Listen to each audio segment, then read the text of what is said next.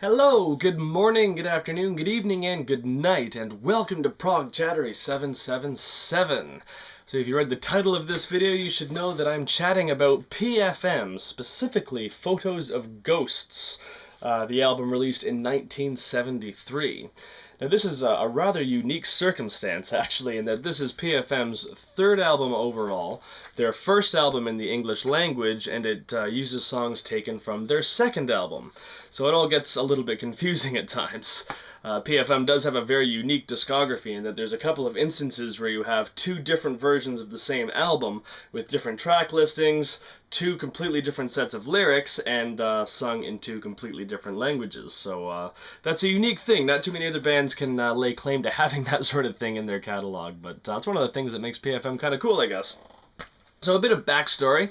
PFM, Premiata Fornaria Marconi, was of course founded in Italy in the late 60s, and they were together for a few years before recording their first album, Storia di un Minuto, which is a very, very highly regarded album. Unfortunately, I can only listen to that on YouTube. I do not own a physical copy of that record, but mark my words, it's very high on my priority list. I would love to own a proper copy of Storia di un Minuto. It is fantastic. And it was a very big success in Italy when it came out, and by the time they came to releasing their second album, Per Nemico, they really had stumbled upon something special. It was hugely successful, and it is considered by many to be the band's magnum opus.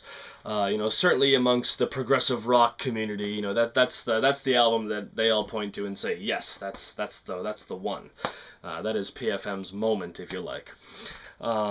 And of course, hugely successful. They had a lot of support from ELP, which gave them much more widespread exposure, and they were able to tour the US, Canada, Japan, England.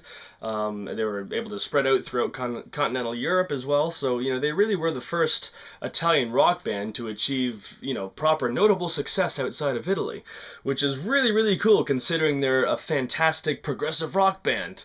Prog for the win, right? So anyway, with all this success came the demand to release albums with English lyrics. And that's where this album comes in, Photos of Ghosts. This is the first PFM album that was targeted for an English-speaking audience, which must have been fairly controversial at the time, I would think.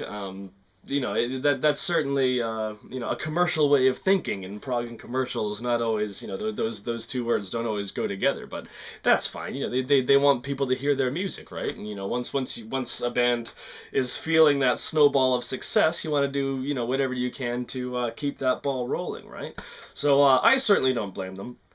My only gripe is that there's an authenticity factor with an album like this. It's a fantastic album, and like I said, we get all of the songs from the band's second album, plus a couple others. But I personally would much rather listen to the original version, the original album, the songs as they were intended to be.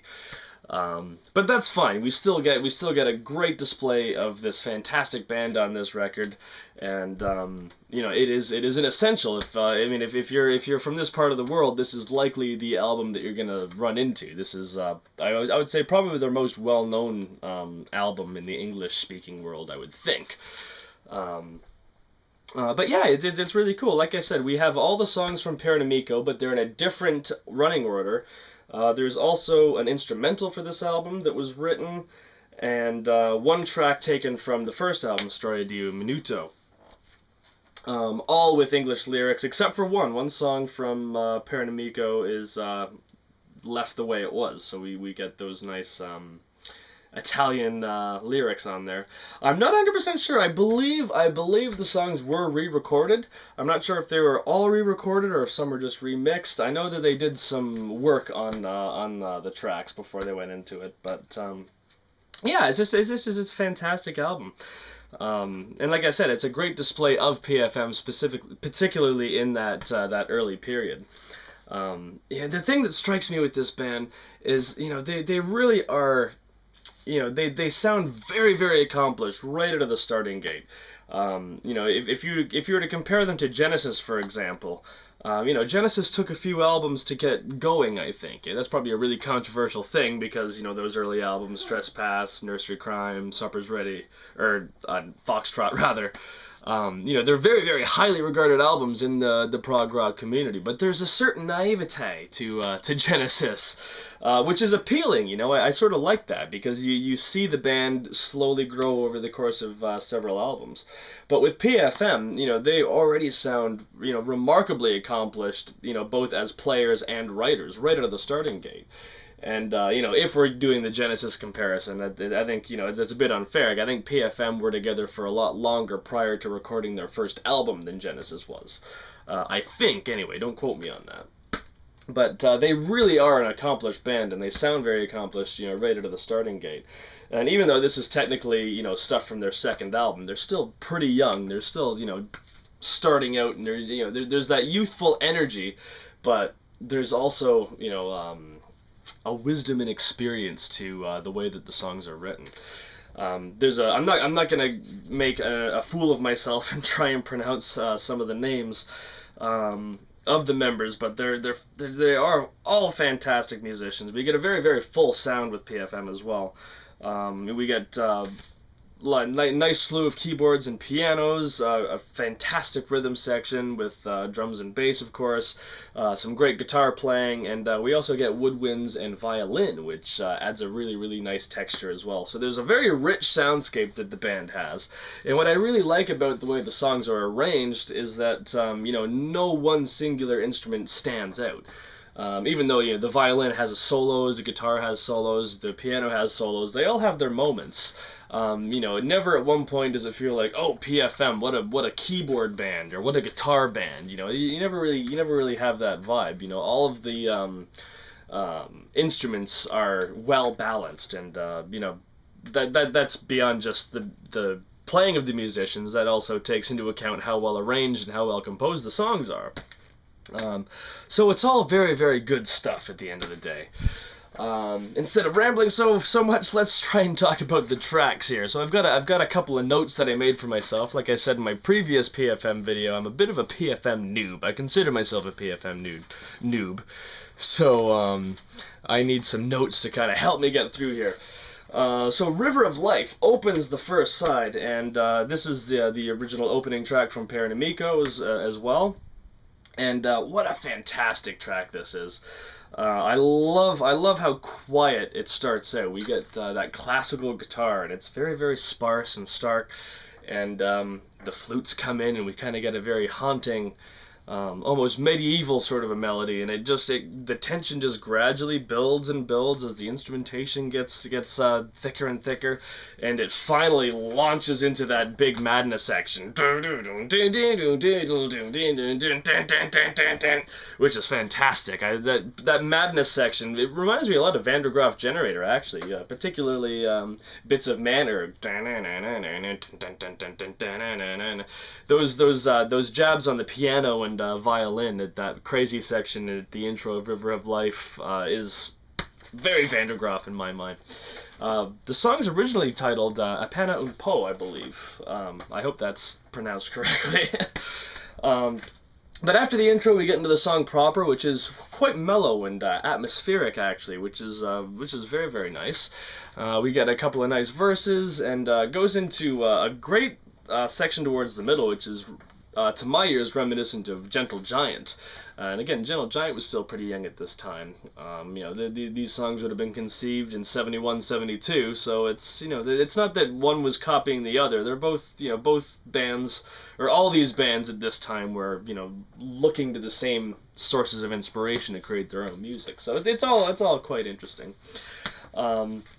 The song winds its way, after a great, instrumental bridge section and a few different movements, it winds its way back to the verse, and then we have a nice sort of swirling, classically inspired grand finale, and it's a great track. It's amazing that it's only 7 minutes long. You can only say that on a prog channel. It's only 7 minutes.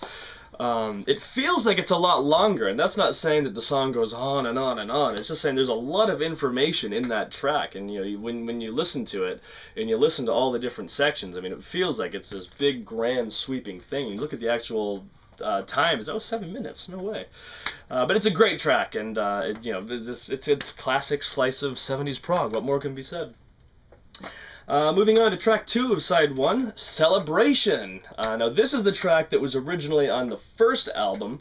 The original title was A Festa, and it's a great little song. Not one of my favorites. It's definitely more in the vein of hard rock. It's kind of got a fast shuffle, sort of a boogie, but there's some great Moog synthesizer sounds that pop up, and the flute has some really nice melodic bits that go over that heavy shuffle. Parts of it almost remind me of like a slightly lighter version of Easy Livin' by Uriah Heep. That might be totally mad, but that did pop into my mind a few times when I was listening to that to the track. Not a whole lot of vocals. It's primarily an instrumental piece. There are, some bits of vocals, but it's all about the playing on that track as far as I see it. Yeah, it's a good song, but not one of my favorites on the album, to be totally honest.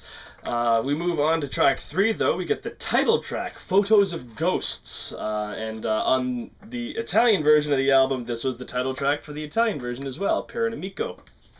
And this might be the highlight of the album for me. This is an utterly fantastic track, an absolute prog classic. I'll be controversial here. I think this is better than most of better than most of Yes's output. Photos of Ghosts / Per un amico is just a brilliant composition. Very, very sparse and subtle and jazzy at the begining. It's strange. It's very, very mellow, but it's still very dense. There's lots of stuff kind of going on, but it's haunting. And there's just so many great parts to it. Great piano bits there. Just those do-do-do-do-do, do-do-do-do-do-do. It's just fantastic. And the interplay between the bass and all those parts is just great. It's a great vehicle for the violin as well. We get to that middle section, and there's just a fantastic violin solo. And by the time the solo is all wrapped up, the song kind of creeps up on you. You get some, it's got some proper energy to it, and that's what's so great about the arrangements is that so you don't even realize how high energy the song is because it's so subtle in the way that it builds up. And Photos of Ghosts is a great example of that. Eventually, it winds its way back down to that nice mellow theme, and that closes the song out. And what more can be said? It's utterly brilliant. Well, probably the best song on the album for me, and a prog classic, an essential listen if you are into this type of music. We move on to track 4, track called Old Rain. This is a song that was written specifically for the album. Just a little instrumental. It's very mellow, very placid, classically inspired. It's pleasant to listen to. Doesn't really thrill me. It's a nice bit of juxtaposition, I guess, from other parts of the album, but it's okay.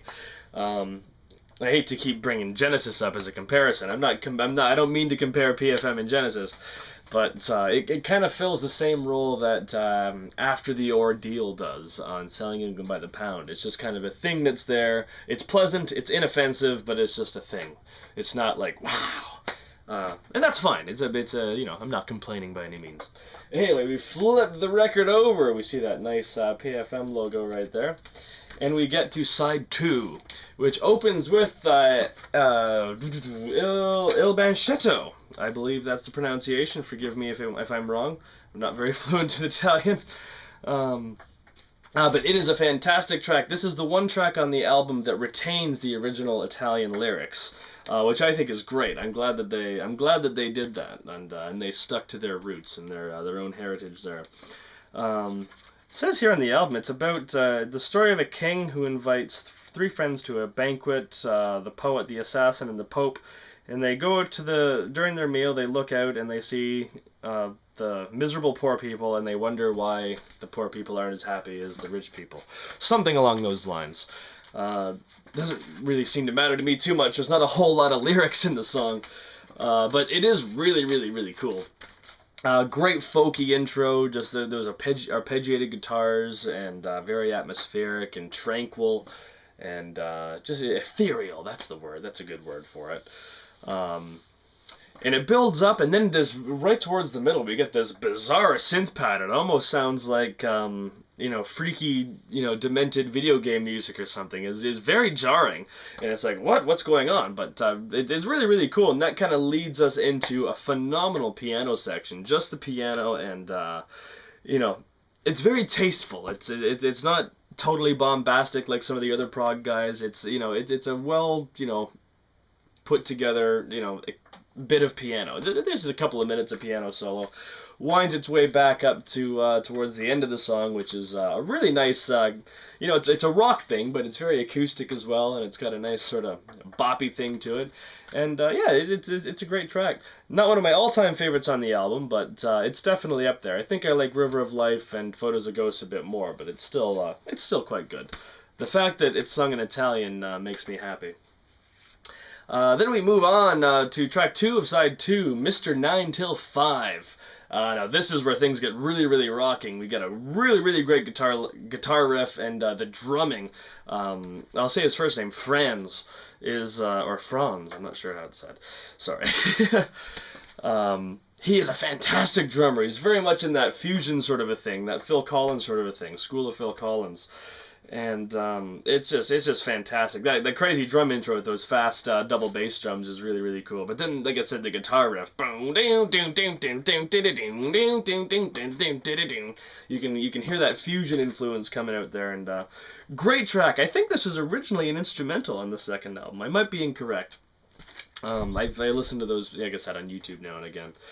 But Mr. 9 Till 5 is very, very strange, because we get that big bombastic intro with the heavy guitars on that, and by the time it almost feels like the song ends, and then we get this kind of a military style drum march that comes up, and then we get this really folky little section, which sounds kind of like traditional like high energy sort of folk music, which is quite interesting, but a total juxtaposition, total contrast to the first bit of the song.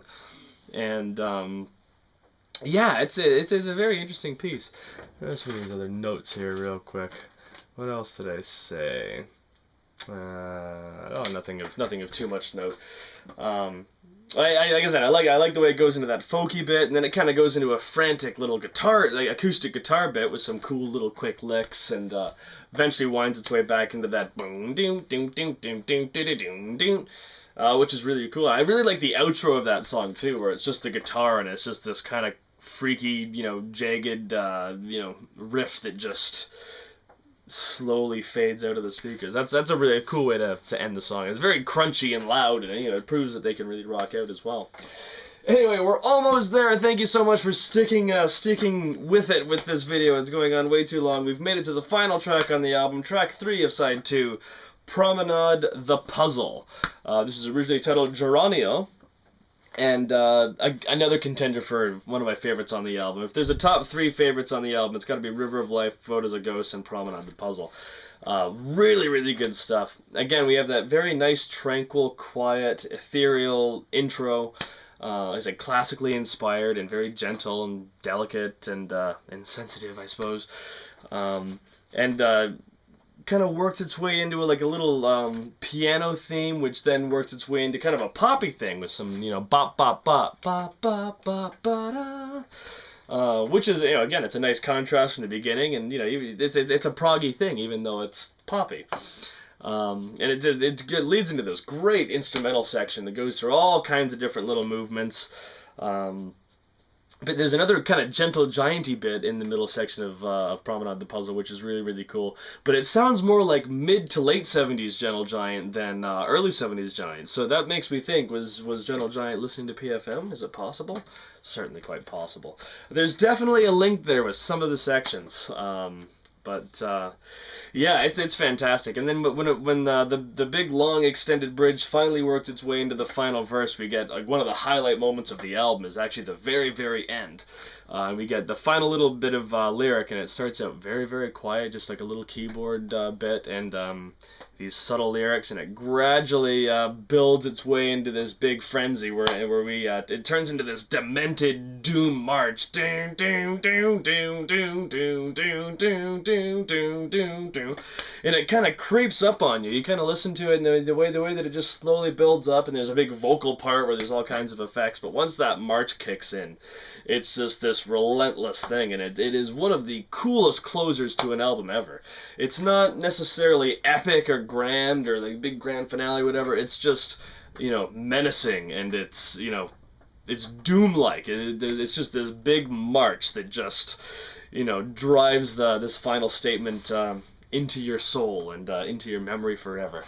Brilliant stuff. It's a fantastic, fantastic band.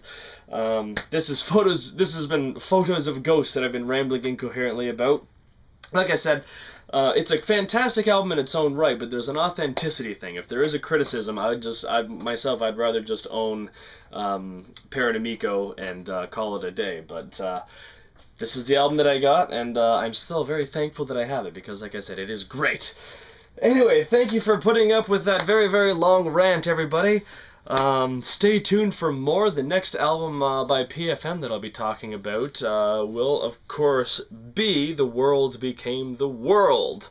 Another English language alternate version to their third Italian language album.